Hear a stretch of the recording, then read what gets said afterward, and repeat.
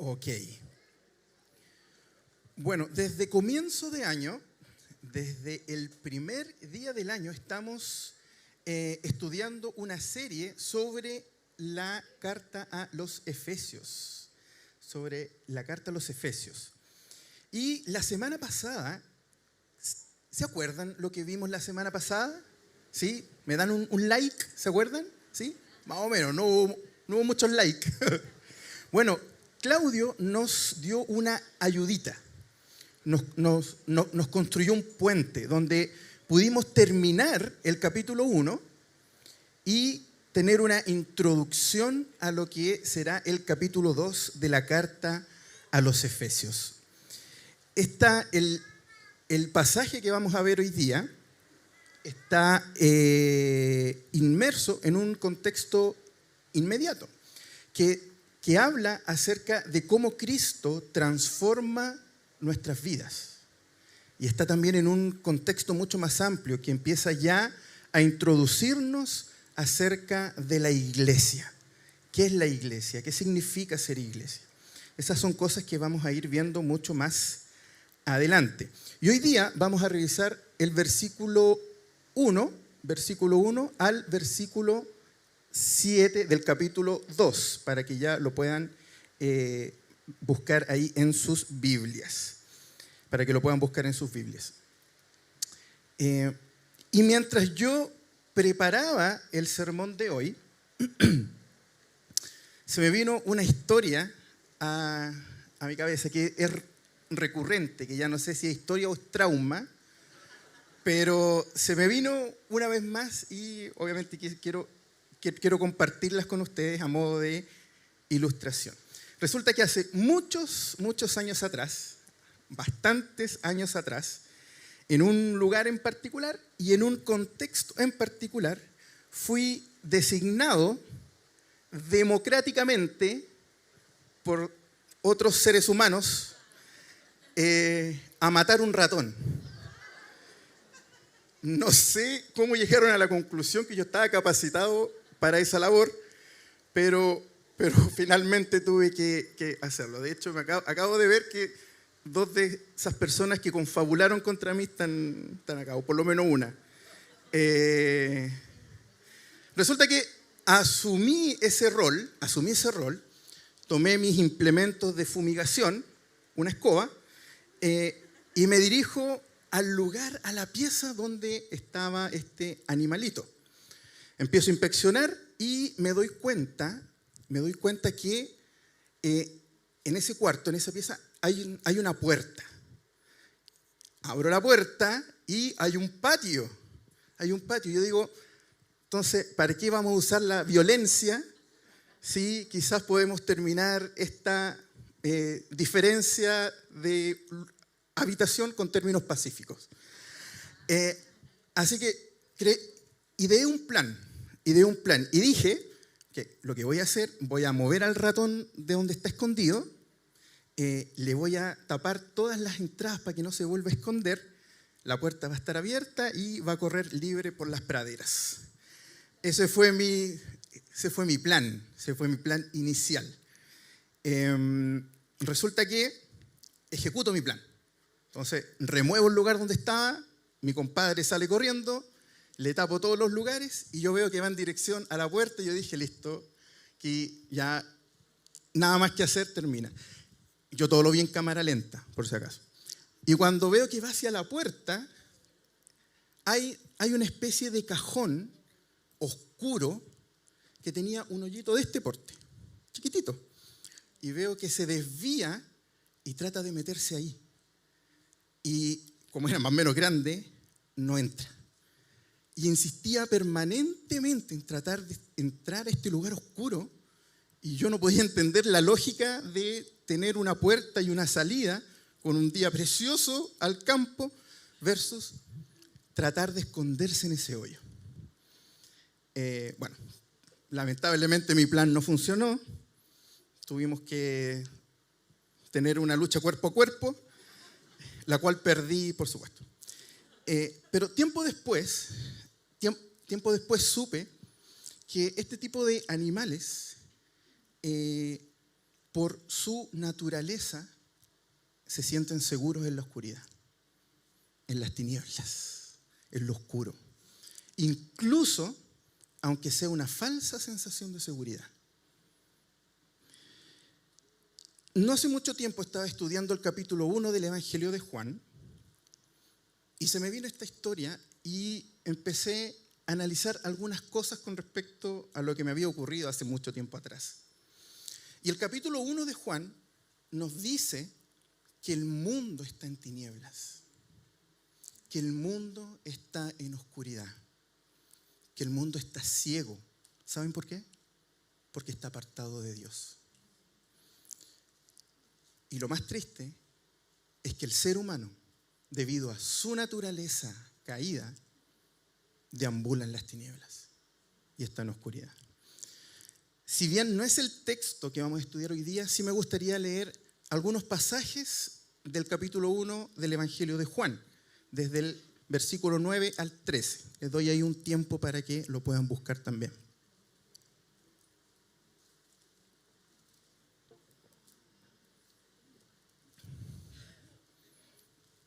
El versículo 9 dice, así, en el nombre del Señor, dice: aquella luz verdadera, Jesucristo, que alumbra a todo hombre, venía a este mundo.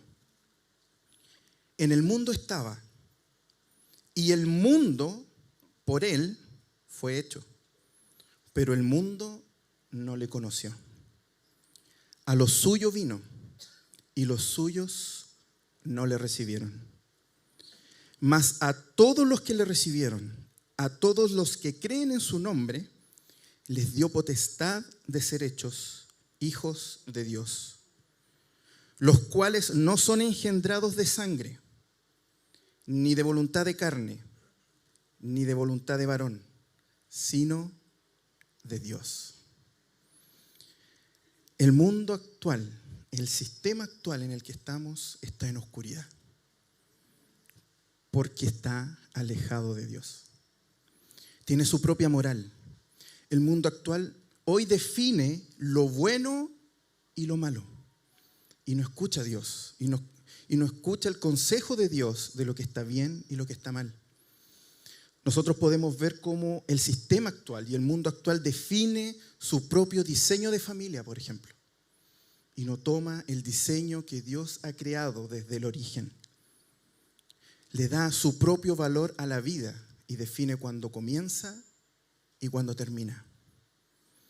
Tiene sus propias líneas de pensamiento y sus deseos cada día están más lejos de Dios.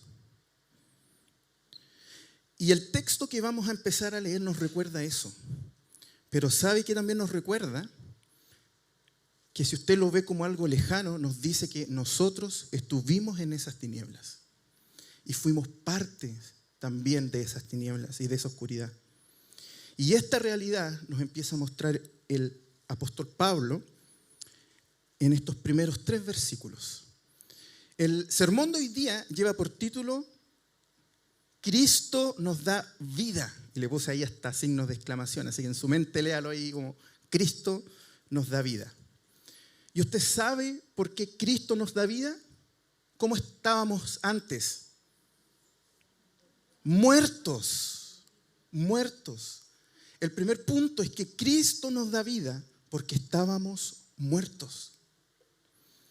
Leamos entonces Efesios capítulo 2, los versículos del 1 al 3, que dice: y Él, Cristo, os dio vida a vosotros cuando estabais muertos en vuestros delitos y pecados, en los cuales anduvisteis en otro tiempo, siguiendo la corriente de este mundo, conforme al príncipe de la potestad del aire, el espíritu que ahora opera en los hijos de desobediencia, entre los cuales también todos nosotros vivimos en otro tiempo, en los deseos de nuestra carne, haciendo la voluntad de la carne y de los pensamientos, y éramos por naturaleza hijos de ira, lo mismo que los demás.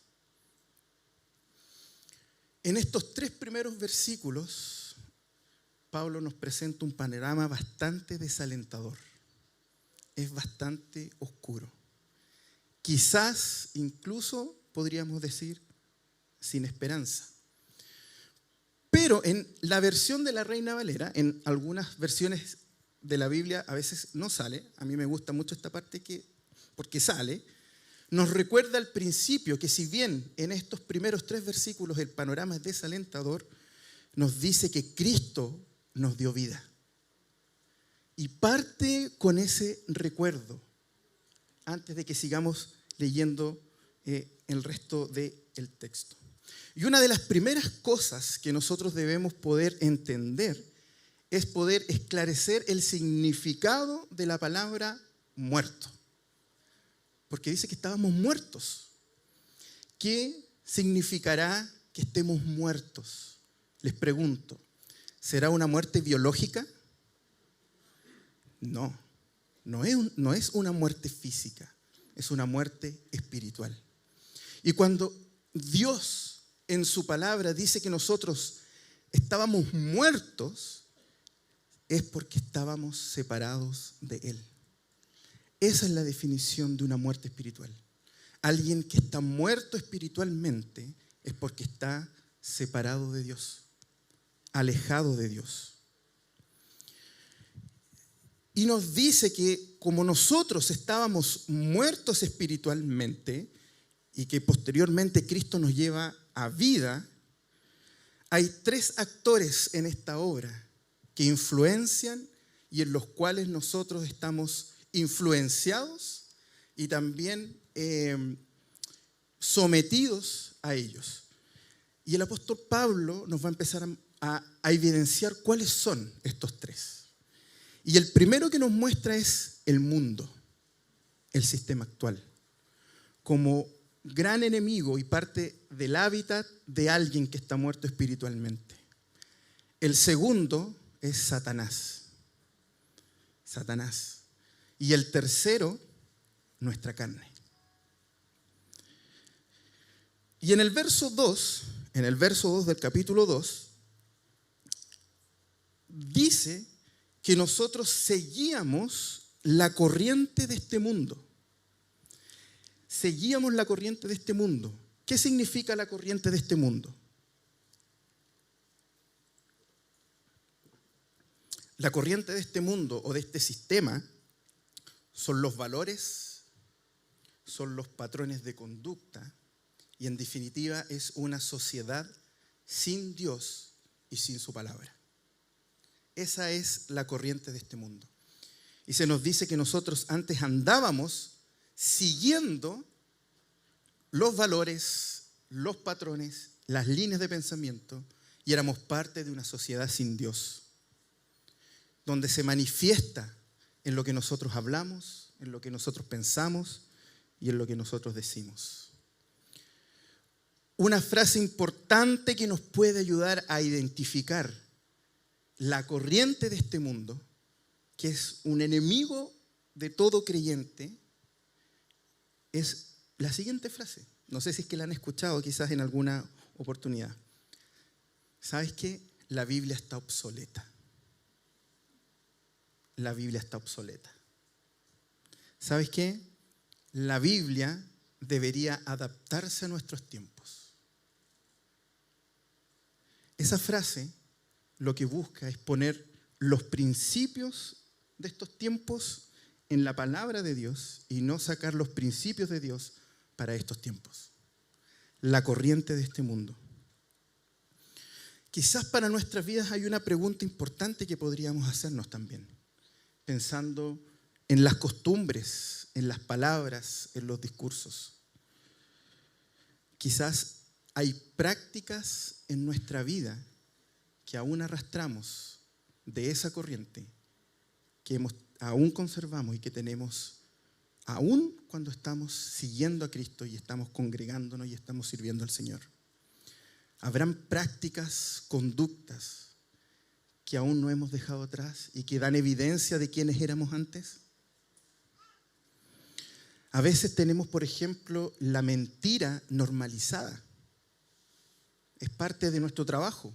mentirle al jefe, mentirle a los clientes, mentirle a la familia. Es parte también de lo que este mundo practica y lo considera bueno, una mentirita blanca. Las mentiras, absolutamente contrario a lo que el Señor nos pide que nosotros podamos practicar. Puede sonar incluso increíble, pero podemos quizás a lo mejor estar llevando una doble vida. Podemos estar viniendo a la iglesia, levantar nuestras manos cuando cantamos y estar llevando una doble vida. Es importante reflexionar en esto. Ayer, mientras también estaba preparando el tema, o estaba terminando ya los últimos detalles, me puse a escuchar un podcast, ahí lo dije bien, siempre lo digo mal. Un programa nuevo, es cristiano, son cortitos. Para los que no sepan lo que son los podcasts, son como programas de radio grabados que están en internet. Este era un programa cristiano. Y uno de sus capítulos, después me puede pedir el link si es que lo quiere escuchar, era una entrevista a un hermano que trabajaba con otras personas que sufrían de alguna adicción. Él dice que cada vez se impresiona más cómo las drogas se están metiendo en la iglesia.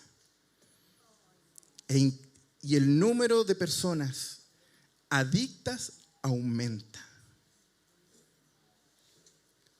Las corrientes de este mundo que te ofrecen cosas y uno está dispuesto con tal de amoldarse y no ser contracorriente, aceptarlas y luego te atrapan y ya no te sueltan más. Pero ¿sabe qué? Cristo nos dio vida. Antes estábamos muertos. Hoy Cristo nos ha dado vida. Nos ha sacado de ese lugar. Y hoy hay esperanza para ti y para mí. No hay nada que pueda contra el poder de Dios. Pero debemos estar alerta, iglesia, contra todas esas alarmas que se prenden, que nos dicen que van en contra de la palabra de Dios. Es importante, es muy, muy importante. Y ese es nuestro primer enemigo, nuestra primera influencia de cuando estábamos muertos, antes de que Cristo nos diera vida. El segundo es Satanás, que aquí en el texto se le nombra como el príncipe de la potestad del aire. Ahora, ese término príncipe no es un piropo, por si acaso. Como le dicen de repente, ¡ay, mi príncipe! No es un piropo.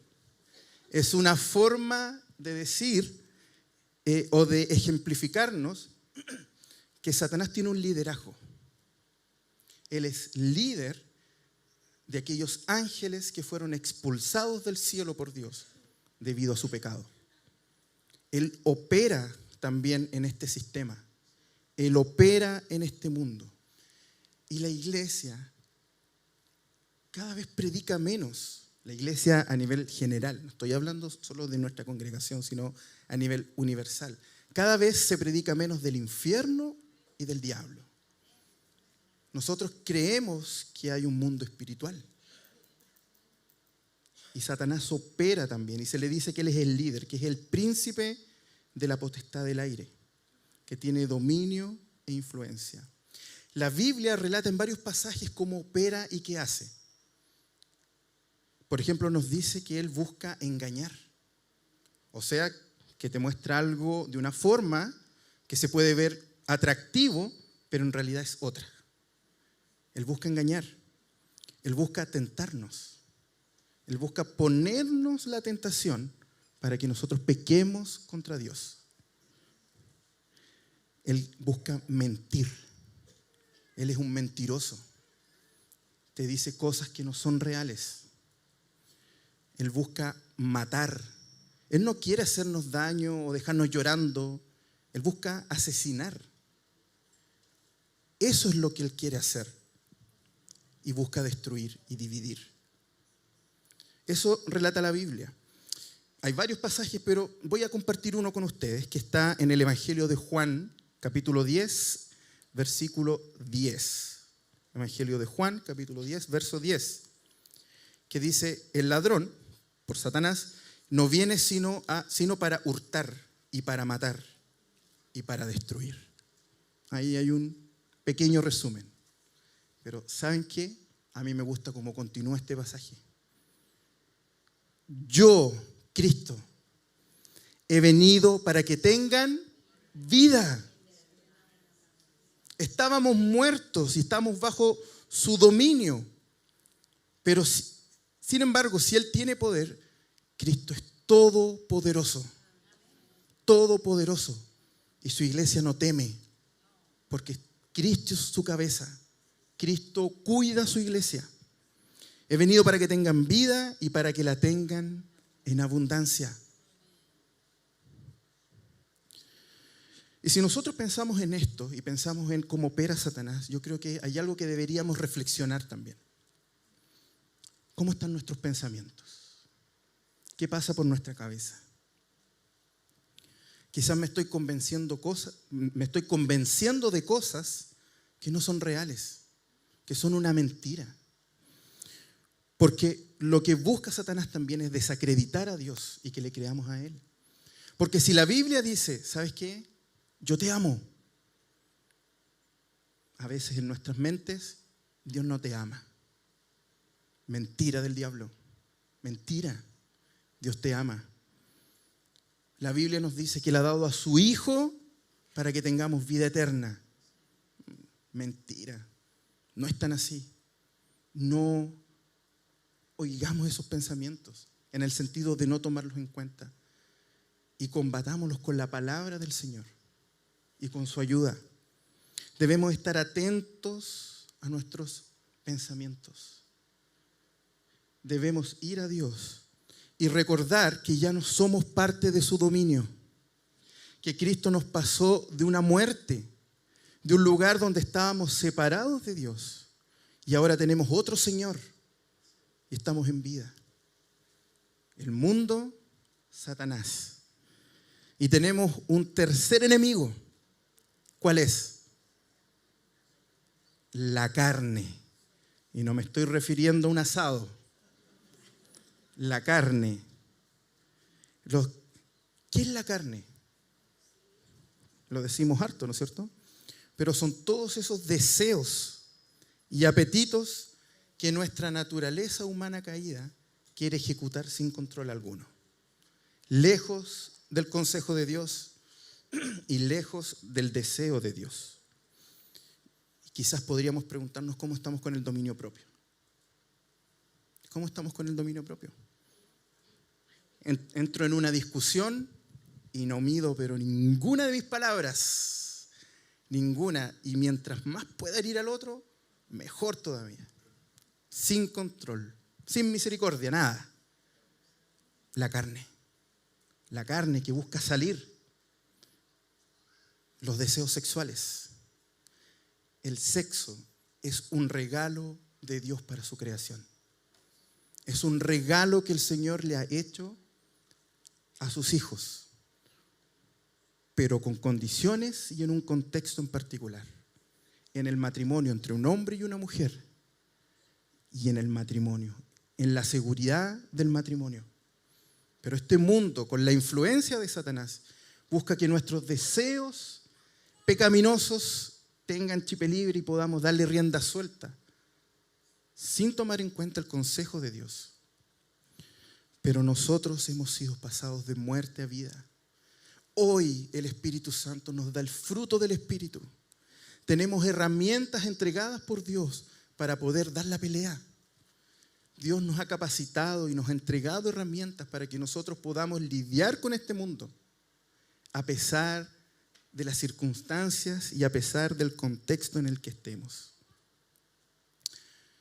Estábamos muertos y estábamos influenciados por el mundo, por Satanás y por nuestros deseos pecaminosos. Y a todos ellos que aún están ahí, dice Efesios que son hijos de ira. Hijos de ira. Lo que significa que debido a su condición son objetos del juicio y la ira de Dios. Porque Dios prometió que iba a castigar el pecado. Son hijos de ira, el juicio y la ira de Dios. Pero hay algo que a veces uno pasa por alto, porque ir a este texto es ir con humildad. Y aquí dice que nosotros estuvimos ahí. Y no podemos olvidar que así como nosotros estuvimos ahí y fuimos influenciados por el mundo, por Satanás y por nuestros propios deseos, y que seguimos batallando con ellos, hay otros que también están ahí que necesitan escuchar la voz de Dios. Eso es importantísimo, importantísimo. Y eso es un ánimo, no nos desanimemos. Y Pablo también nos recuerda este ánimo, porque como Cristo nos ha dado vida, porque estábamos muertos, el segundo punto nos dice que como estábamos muertos, viene la esperanza, porque Cristo nos resucitó. Cristo nos resucitó. Estábamos muertos y junto a Él ahora nosotros tenemos vida. Leamos los versículos del 4 al 7 del capítulo 2. Del 4 al 7.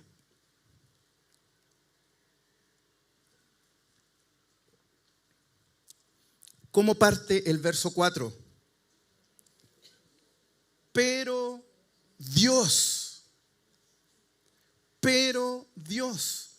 O sea, todo este panorama desesperanzador y sombrío ahora encuentra su contraparte. Y es motivo de alegría. Porque dice, pero Dios, que es rico en misericordia, por su gran amor con que nos amó, aún estando nosotros muertos en pecado, nos dio vida juntamente con Cristo. Por gracia sois salvos. Y juntamente con Él nos resucitó. Y asimismo nos hizo sentar en los lugares celestiales con Cristo Jesús, para mostrar en los siglos venideros las abundantes riquezas de su gracia, en su bondad para con nosotros, en Cristo Jesús. El amor de Dios es la fuente, el origen de su misericordia. El amor de Dios. ¿Usted sabe lo que es la misericordia? Porque lo decimos, Señor, ten misericordia de mí. Señor, ten misericordia de los que no te conocen. ¿Usted sabe lo que es la misericordia? Misericordia es tener piedad por otro, tener compasión por otro. Cuando se nos dice que Dios ha tenido misericordia con nosotros, es porque Dios se ha acordado de mis miserias y sabe que necesito un Salvador. Y así como el amor de Dios es la fuente de la misericordia es la expresión de su amor. Por lo tanto, cuando usted es misericordioso, como Dios fue misericordioso con usted, usted está expresando el amor de Dios. No sus méritos, sino lo que Dios hizo por usted. No tenemos méritos. No tenemos méritos. Dios lo hace simplemente porque nos ama. A veces cuesta entenderlo. Pero ¿por qué? Y tratamos de buscarle como más lógica a esto. La Biblia lo dice una y otra vez, que la fuente de su misericordia es el amor. Y cierra filas con eso. La gracia de Dios es un regalo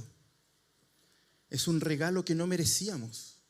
La gracia es un regalo inmerecido.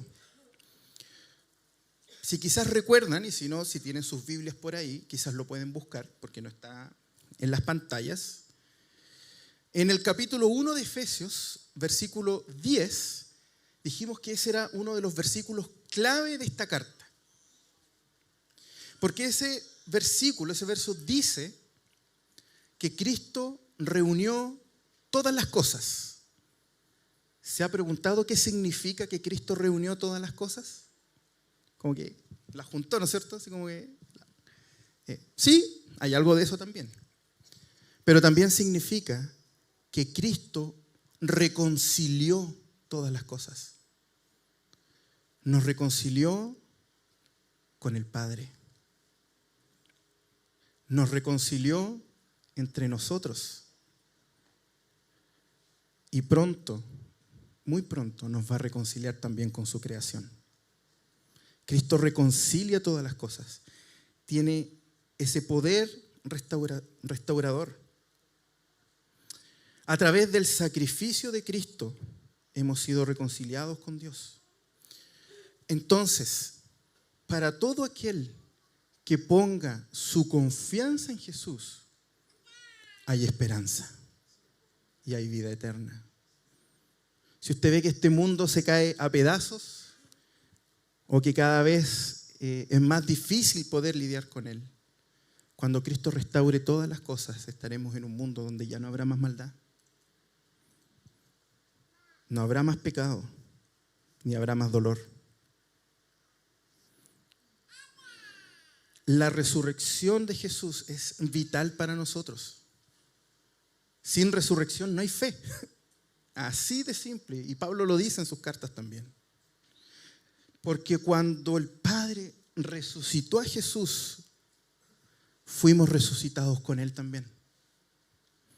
Fuimos resucitados con Él y comenzamos una nueva vida y ahora podemos ser llamados hijos de Dios. Somos sus hijos. Y nos unimos a lo que es su iglesia. Él es la cabeza de la iglesia y nosotros somos su cuerpo. Somos su iglesia. Y Él nos da a través de la salvación acceso a esos lugares celestiales a los que hoy tenemos acceso de forma espiritual, pero en un futuro vamos a tener acceso de manera física, cuando Cristo establezca su reino aquí en la tierra. Cuando dice que nos hizo sentar en lugares celestiales, para nosotros hoy significa que también tenemos una connotación y una posición de autoridad en este mundo. Tenemos una posición de autoridad. La semana pasada Claudio nos recordaba eso, de que su iglesia junto a Jesucristo juzgará. Nos da una posición de autoridad. Pero también esa posición de autoridad que tenemos hoy día como iglesia es una directa respuesta al dominio de Satanás. Es una directa respuesta a su influencia en este mundo. Porque la iglesia es contracultural en ese sentido. Defiende y protege los principios de Dios en un mundo caído. En el verso 7, cuando se nos dice mostrar en los siglos venideros, se hace referencia a que nosotros también tenemos que hacer visible o hacer conocido estas bendiciones y esta riqueza espiritual, estas abundantes riquezas espirituales que el Señor nos da. Porque la salvación no es solamente personal. ¿Es personal? Sí, es personal. Pero no es solamente personal, porque también está para el beneficio de los otros. El que Cristo te haya salvado, que te haya dado salvación por gracia, también significa que tenemos una responsabilidad. Y que es poder mostrar, hacer visible esa salvación y las riquezas que tenemos en Cristo y que estamos junto con Él en los lugares celestiales a todos aquellos que necesitan también escuchar el Evangelio. Esta revelación también es gracia de Dios. Es parte de su bondad, como lo dice el verso 7. La unión con Cristo es una realidad presente, pero también es una realidad futura. Y ahí está nuestra esperanza.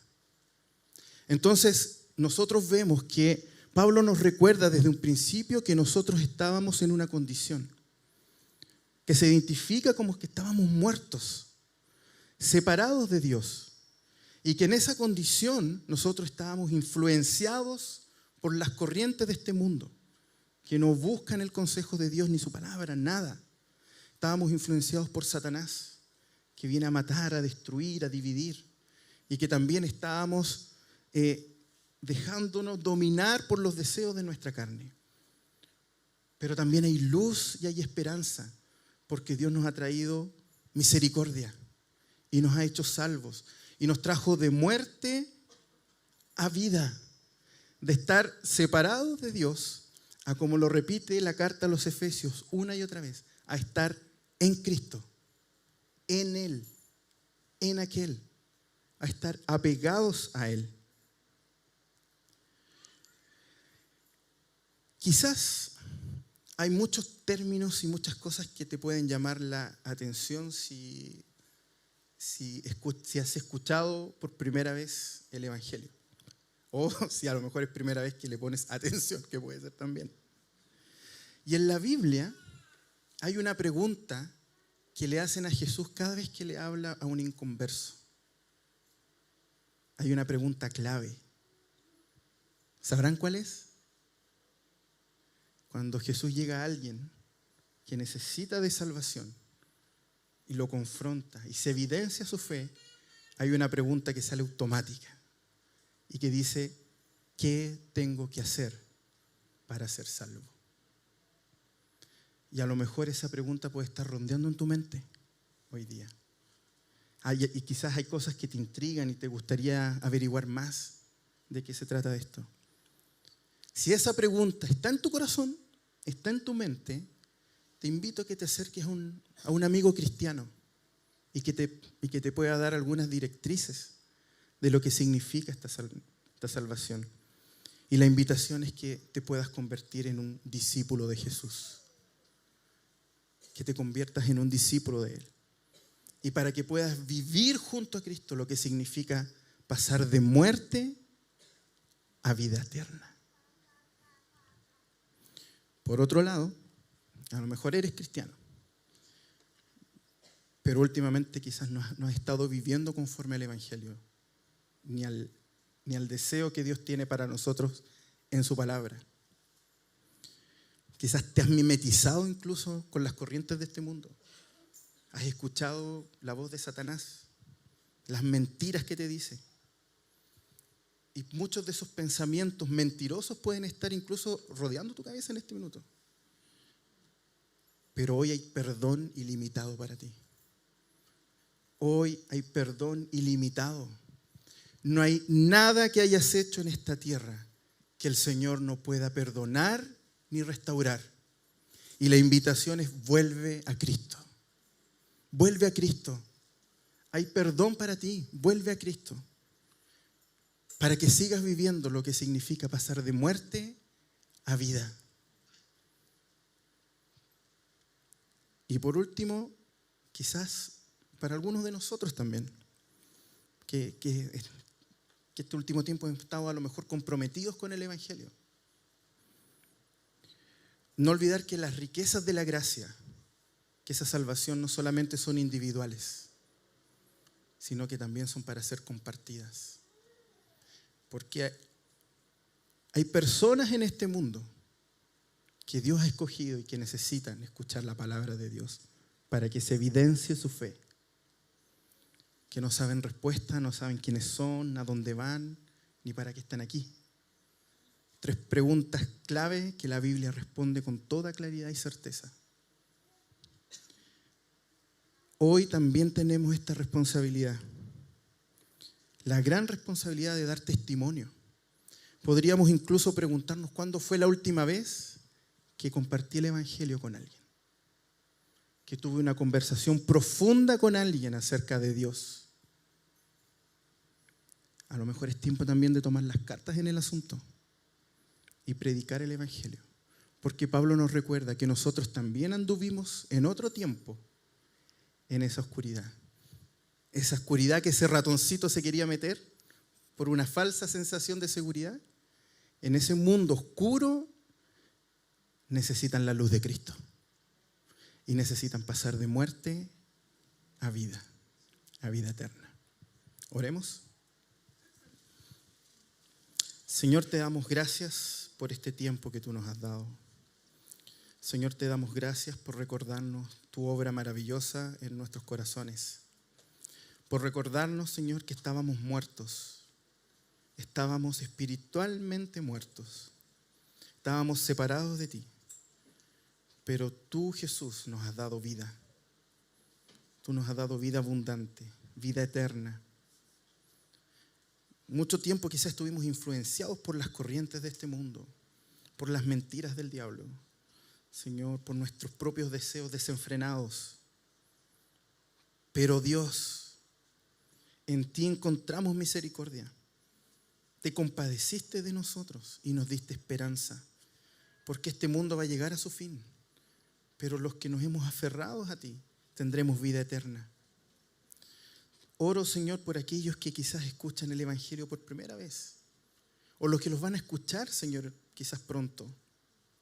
Que esa pregunta que rondea, que qué tienen que hacer para ser salvos, pueda finalmente terminar y convencerse que para eso necesitan hacerse discípulos tuyos, arrepentirse de sus pecados y convertirse en discípulos de Jesús. Ayúdanos, Señor, a predicar el Evangelio, como también ayúdanos a animar a aquellos que quizás hoy están decaídos, Padre Santo, a recordarles que estaban muertos, pero que hoy tienen vida. Y ayúdanos, Señor, también a ser valientes y a predicar el Evangelio con todo aquel que necesite, en nuestros trabajos, en nuestras familias, en cualquier lugar, Señor, donde nosotros podamos ver que hay oscuridad, poder llevar tu luz, la luz de Cristo. Te entregamos todo en el nombre de Jesús. Amén.